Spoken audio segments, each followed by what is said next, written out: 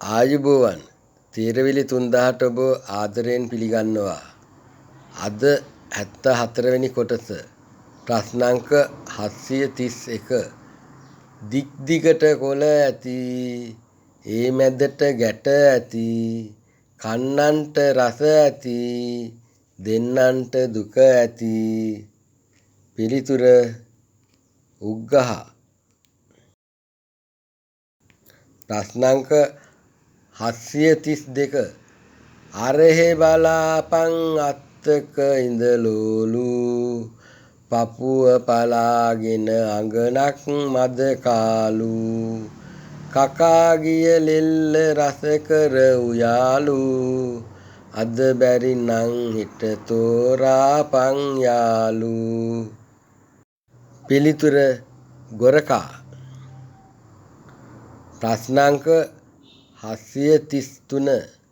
රුක්කග වසන මුත් කුරුලෙක් නොවේමය, නිත්තුන ඇතත් ඒ මිහිසුරු නොවේමය, පොතුපිලි අඳින මුත් තවුසෙක් නොවේමය, ජලයෙන් පිරිමුත් මුහුදක් නොවේමය.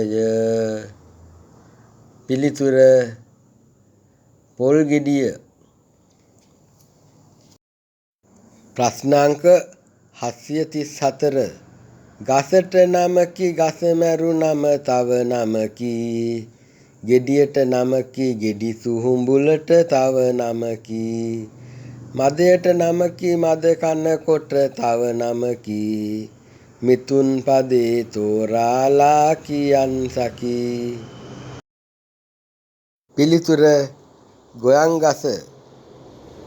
ප්‍රශ්න අංක 735.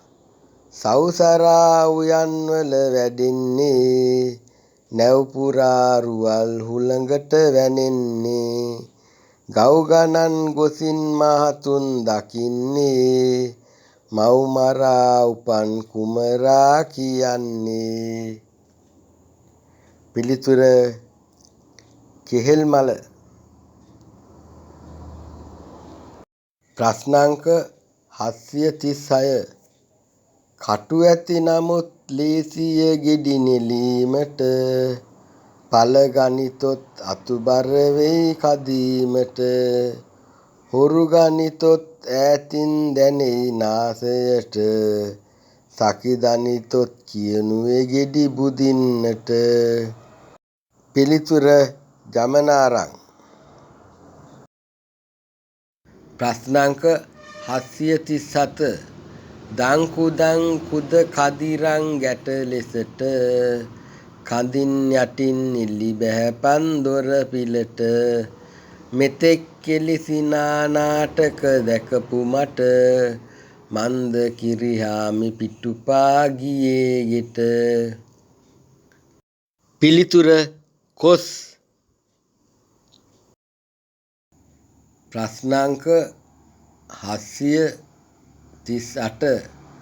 සස්සඳ ගලේ ගල පල්ලේ උපන් සතා, ඔළුව නැතිව කඳමයි ශාප දුන් සතා, නෙත් දෙක උඩ බලා බිම ගොදුරු කන සතා, මිතුන් පදේ තෝරාලා කියමු පුතා.